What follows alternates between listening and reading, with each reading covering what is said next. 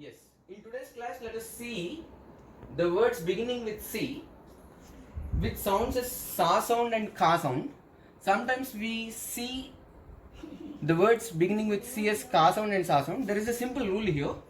So the letter C with combinations E, I, Y sounds as sa. That means C, E sounds as sa, C, I sounds as sa, C, Y sounds as sa. S sound. S is S sound. S sound. See here. Let us see the examples with CE combination. CELL, cell, center, cement, seize, celebrate. City, site, circle, circuit, civil, citizen. Cycle, cylinder, scenic, cyclone, cyber. So in all these words, C, E, I, Y combinations are given.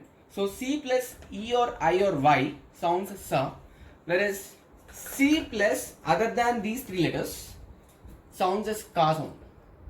C plus other than E, I, Y letters sounds as ka sound. K is nothing but ka sound. Examples: call, cat, cap, catch, candle, cart. Cool, caught, cold, could, confuse, close, cloud, class, cloth, clever. Cute, cucumber, curd, cut, cube. Crack, cream, crash, craft, crush.